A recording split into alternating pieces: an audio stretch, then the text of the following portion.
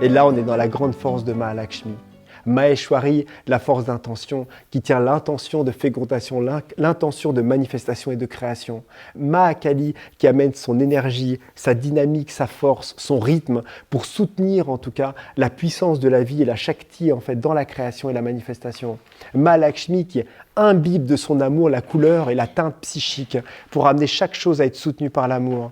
Et Mahasaraswati, qui génère une perfection, une stabilisation, une perfection moléculaire et atomique pour maintenir en tout cas un cycle dans la création qui est exactement parfait et qui ne se déglingue pas. On a là les quatre grandes forces et les quatre piliers quelque part qui nous accompagnent et qui font que cette création existe, en tout cas dans l'état dans lequel elle existe. Simplement, on va dire que celle qui nous manque, celle qui est peut-être la plus difficile, celle qui est généralement reniée inconsciemment ou consciemment par les milieux spiritualistes, c'est Mahasaraswati. C'est la conscience de perfection. C'est la conscience qui est attentive à la forme. C'est la conscience qui nous amène à manifester cette lumière la plus haute dans la partie la plus basse. C'est-à-dire c'est une partie qui ne fuit pas, c'est une partie qui ne cherche pas à se libérer, c'est une partie qui veut utiliser toutes les qualités divines et les possibilités pour amener un monde de perfection. C'est la conscience de perfection.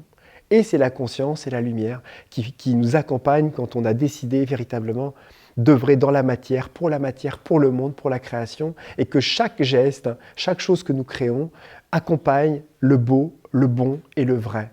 Et pas simplement un travail sur le fond qui va être juste je vis des belles choses, etc., mais je ne fais pas attention à la matière.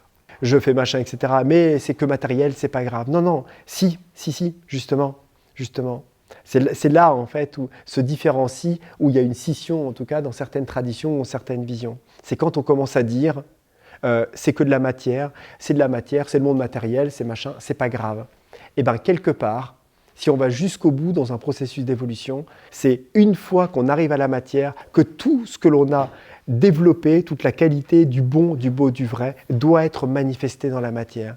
Et justement, c'est parce que c'est la matière qu'on doit y faire attention. C'est justement parce que c'est l'univers matériel qu'on peut y manifester, qu'on doit y manifester nos qualités.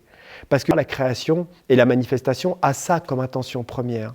Spiritualiser, nourrir, faire grandir le divin dans la matière. Parce que ce monde matériel a un pouvoir qui est immense en fait.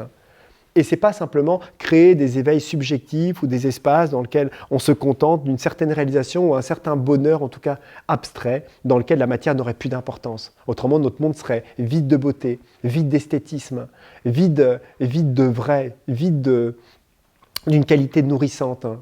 Le divin a très bien fait les choses. Il n'y a rien par hasard. Toutes les choses, en tout cas dans la beauté du niveau de conscience dans lequel nous sommes, à sa place, est beau, est magnifique, tient une harmonie, tient une qualité. Tout a été fait jusqu'au neutron, au photon, à l'électron, tout à sa place. Et c'est en ça, en fait, quelque part, qu'il ne nous suffit pas simplement de connecter le divin dans son aspect parfait, mais de le manifester.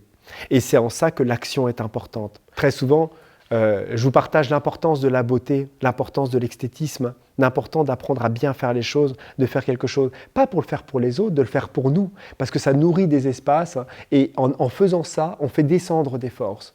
En étant dans le meilleur geste, la plus belle perfection, en suivant la forme que nous induit notre cœur jusqu'au détail, il y a des forces qui répondent. Et il y a cette force qui répond, qui est ce quatrième pilier divin qui tend à manifester sa lumière et qui entraîne les autres à descendre dans le corps. Parce que tout ça, ça se situe dans les plans les plus bas, qui sont en définitive les plans qui un jour seront les plus hauts. Les derniers seront les premiers.